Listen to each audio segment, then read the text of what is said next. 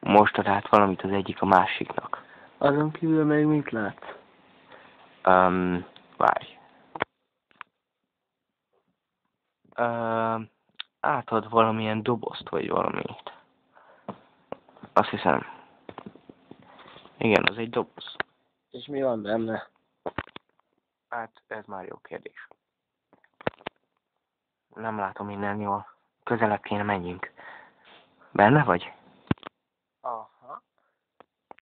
Kedves Hans, majd átnyújtja ennek a csomagot. Igaz, Hans? Jól van. Mondom, mi lesz. Maga átadja, ami a dobozban van. Én meg átadom a pénzt.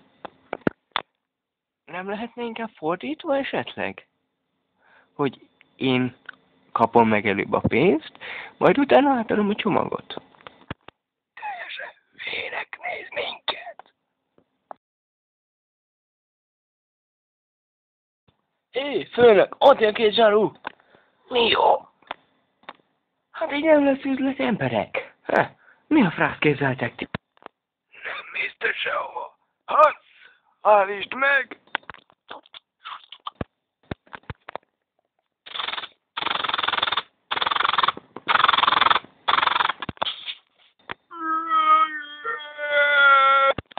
Francba is, ezek lelővik egymást.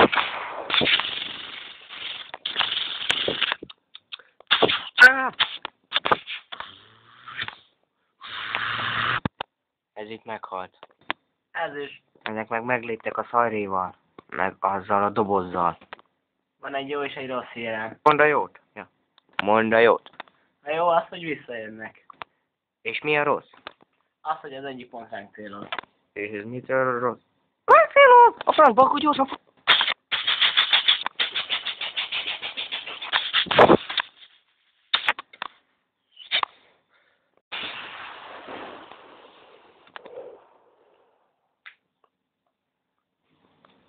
Élünk még!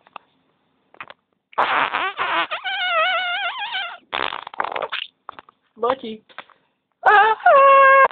Ups, beszálltam. Jó, most már felkelhet. Inkább itt maradnék, mert büdös van. Így kell ezt csinálni.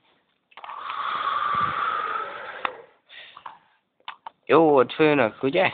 Szép munkát végeztünk. Nagyon jól elpusztítottuk. És Hans is jó munkát végzett, ugye, főnök? Hogy mondod? Szép volt, Hans.